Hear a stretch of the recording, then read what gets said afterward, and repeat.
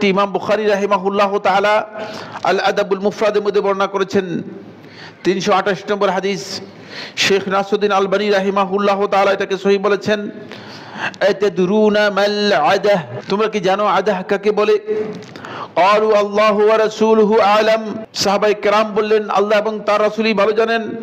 ক্বালা নাকলুল হাদিস মিন বা'দিন নাস ইলান নাস, কিছু সংখ্যক লোকের কাছ থেকে, একজনের কাছ থেকে আরেকজনের কাছে কথা চালাচালি করা, কথা নিয়ে যাওয়া, এটাই হচ্ছে মূলত আদাহ।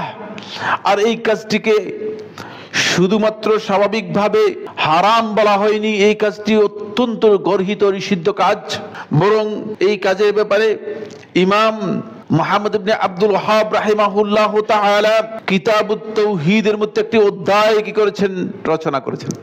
যে অধ্যায়ের মূল কথা হচ্ছে বাবু বায়ান শাইইন মিন আনওয়াইস সিহর, যে জাদু, সিহর জাদুকে বলা হয় থাকে, জাদুর প্রকার সমূহের কিছু অংশের বর্ণনা দিয়েছেন এবং তিনি এটাকে জাদুর অন্তর্ভুক্ত করেছেন যেটি তাওহীদের পরিপন্থী, ঈমানের পরিপন্থী এবং ঈমান বিধ্বংসী কাজ।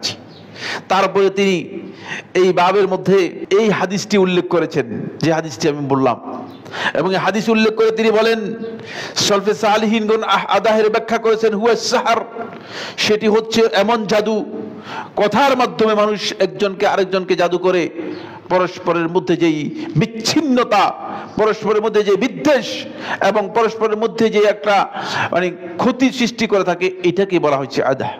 সুতরাং এটাও এক প্রকারের জাদু এবং এটাও ইসলামী শরীয়তের মধ্যে গর্হিত কাজ।